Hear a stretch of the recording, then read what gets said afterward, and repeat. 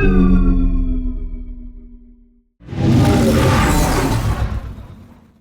there. All right, so I want to do a quick video to kind of walk through one of the things I talked about when Chris showed his trailer sound recreate. And I mentioned, all right, you have this ship whooshing by at the very end. Let me just put that clip in, and then we can watch it and talk about it at the same time.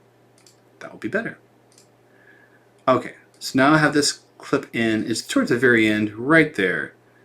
The ship goes by. So I'm going to highlight this section. I'm going to use my cycle locators to say I only want to focus on that. And if you remember why I'm trying to work and talk at the same time, because I'm so good at multitasking, if you remember, I mentioned, okay, you got this whoosh sound, but it was kind of, no offense Chris, it was kind of weak sounding. And for a lot of there's a lot of opportunities throughout the class to do more expressive sound design. And so I gave the idea, well, why don't you use like a train and maybe a whoosh sound, and then maybe a lion roar. I'm going to take those three elements and just kind of work it in and do a step-by-step. And this is designed to help all of y'all in the class. I saw really great moments in each trailer sound recreate, but I also saw lots of opportunities to do more expressive sound design, like I said. So we're going to just get this tightened up a little bit more here. That's where it starts. Cool. All right, this is the section we're dealing with. And I'm just going to experiment. So I'm going to use Soundly here. I'll make this a little bit smaller. And I'm going to walk you through what I think about, what I do, what I look for, the process I'm using. So I've got Soundly. So I'm just going to grab this train sound. I forget that Soundly does it right on the clip. Cool. I'm going to have to, clearly if I do this part, that's not very effective, but you see it gets louder over here. That interests me. Maybe this can... Kinda. Alright. So I'm going to grab that section, zoom back in. I like the fact that it has a little bit of a whoosh element already to it. I'm going to splice this off. Now, the steps that you do in your DAW may differ. And there also may be different interfaces that you have to use, or different labels, different names. I'm using Logic Pro, but for you, research, do some digging in on how you do this. This is basically just it's resizing on speed. It's making it, stretching it out, or condensing it, making it faster. I'm going to make it faster. Okay, that's already kind of cool. But it kind of fades into, comes into abruptly, and also fades out too abruptly. So now I'm going to... Cool. That right there by itself sounds kind of neat. I mentioned a lion roar. So let's just do lion. I don't want to do roar because that may give us a whole bunch of other things that we don't need. How's it sound? Ooh, I like that second one. So that second one, I'm going to make a new track. I don't use Soundly all that often. I use some other things, but I'm getting the hang of it. So I'm going to spot it to that section. I'm going to grab that second roar. Now the first one I condensed. I made it faster. I'm going to listen. I like to listen to each sound element in isolation first. Okay, I want it to be a little bit more right here. And I want to actually stretch this one out. So I'm going to stretch this one out versus condense the other one. That's a little bit too much. So maybe I do about that. I have this bug. Sometimes it doesn't really take my changes. Okay, let's see how this feels. Alright, that's kind of cool. It's not amazing yet, but let's keep adding our sound. So right now we have a train and we have a lion roar. Train is sped up. Lion roar is kind of stretched out. Okay, that's already feeling pretty cool. Alright, let's see. I also talked about just a whoosh, which you already had in there, Chris. And I'm not trying to pick on Chris here. This is just an opportunity.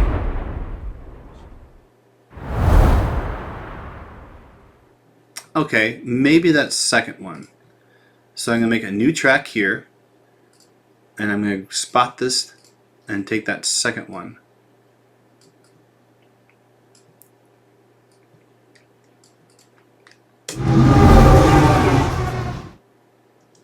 It's okay. Let me try this. I'm going to stretch this one out.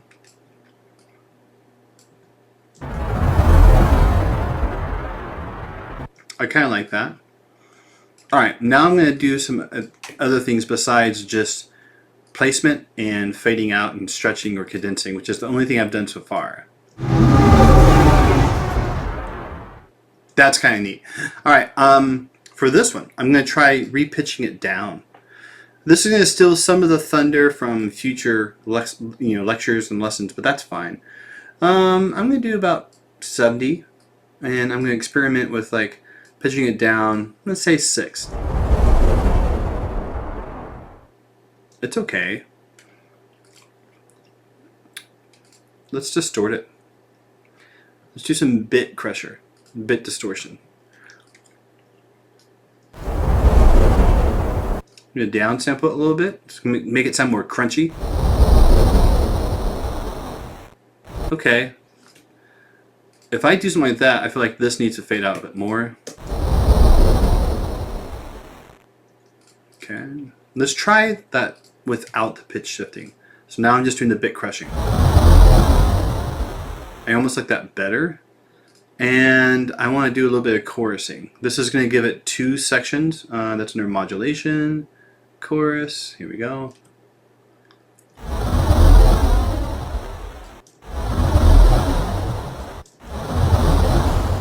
Here's an exaggerated version.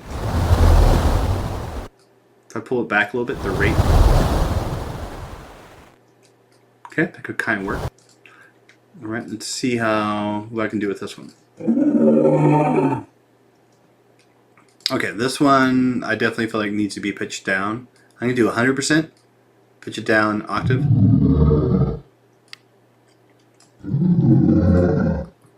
Maybe.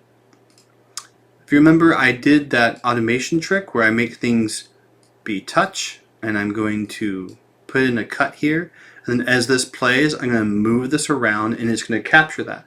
Let me move this window so you can actually see what it's capturing.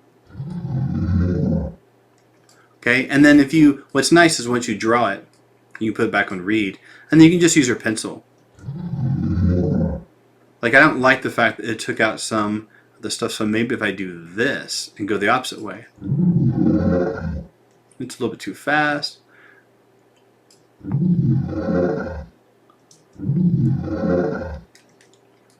Alright, let's gain this up quite a bit. So I'm going to go utility gain and increase the volume of that. Alright, what about this train?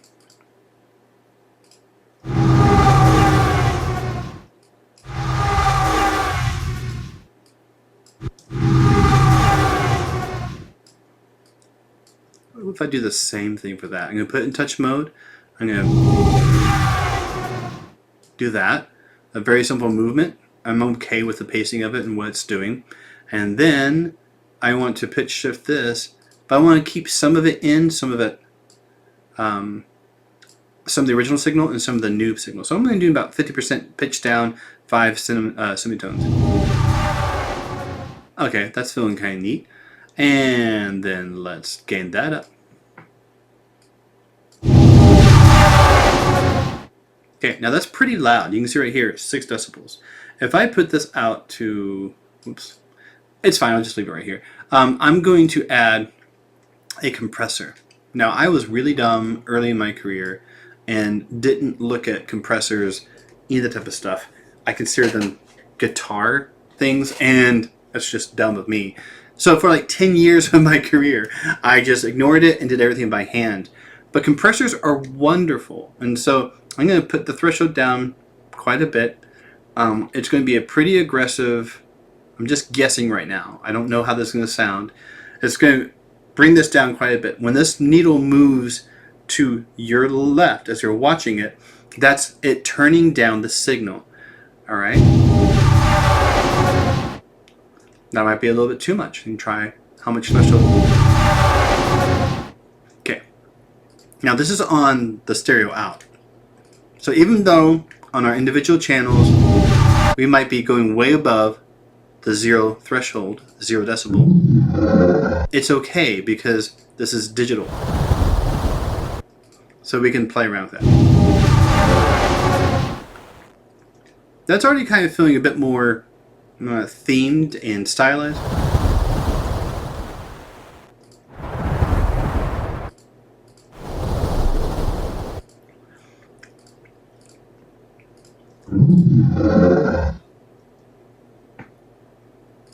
So maybe this is too loud now.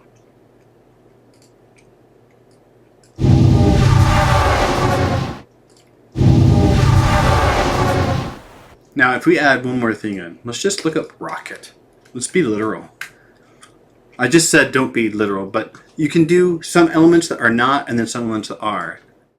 Try this flyby. Alright, I like that. Make a new track here. And I like that second one that just played. So I'm going to spot this.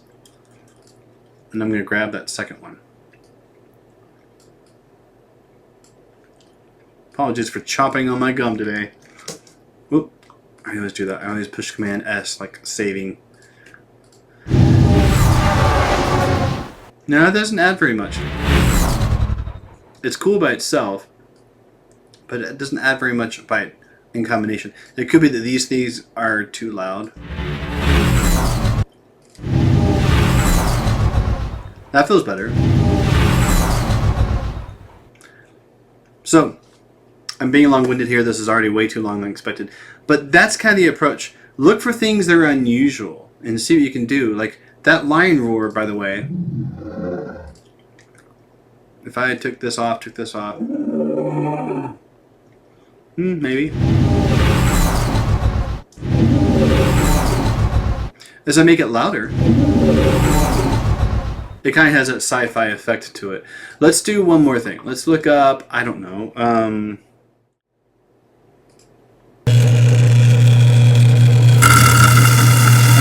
this one's going to be weird. Let's just see what it does.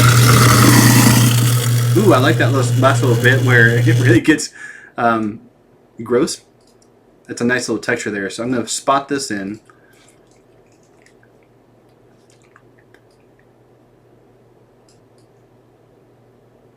And by the way, these things are always hard to do when you're recording because you know you're creating it and people are going to hopefully watch. You feel like, is this going well? Is this going bad? Is it sucking? Weird. But let's see. Let's see what it feels like.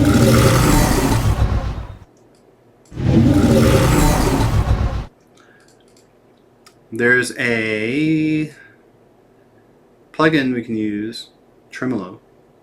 I just want to see what this does. If I make it kind of fast.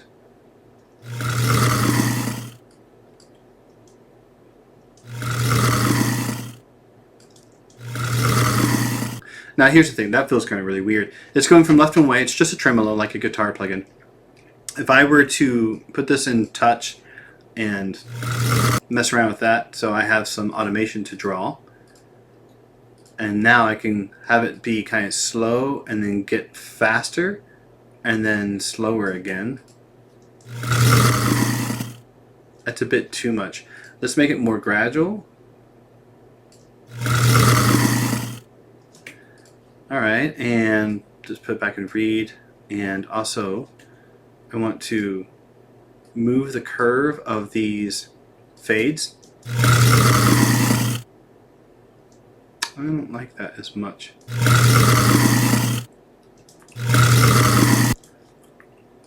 Just pull this back up again. Together. It's starting to feel better than it was before. And it could be also that this needs a whole lot of bass. Let's just try that. This will be one of the last things I do. I'm going to bump this up on the bass side. Maybe too much.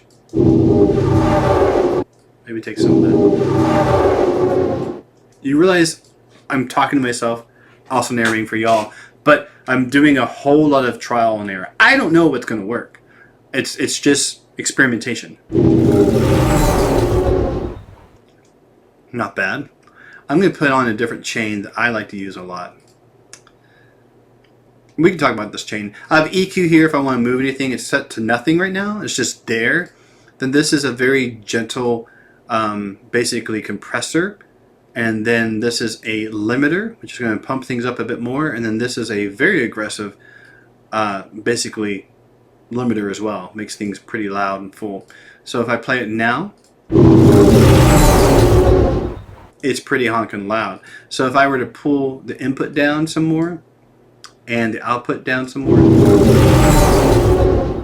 but it's starting to feel more like a vehicle, you know. And we could do one more thing. I know I said one more thing, but let's do Hot Rod.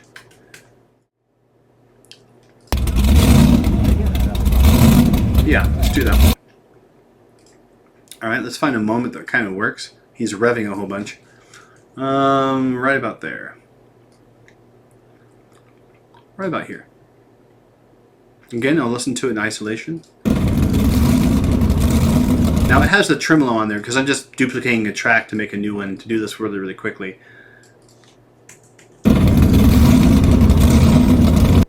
Okay, and if I fade it out some,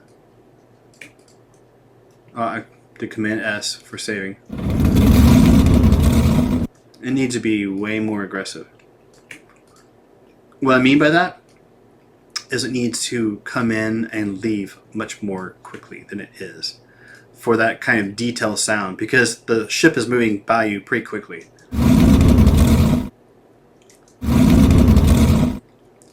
Okay, let's try it.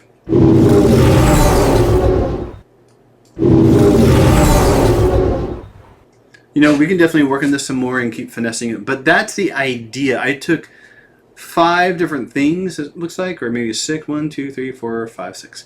6. I have a train and a lion roar. I have a simple whoosh sound, a whoosh flyby jet type sound, garbage disposal, and then finally a hot rod. And mixing those things together, and maybe I could get more aggressive with like automation for example, if I put this in volume and have it do one of these real big spikes as it gets close to you, and then it goes away.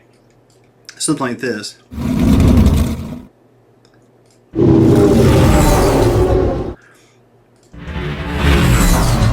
That's really cool. I feel like this train is now a bit too loud.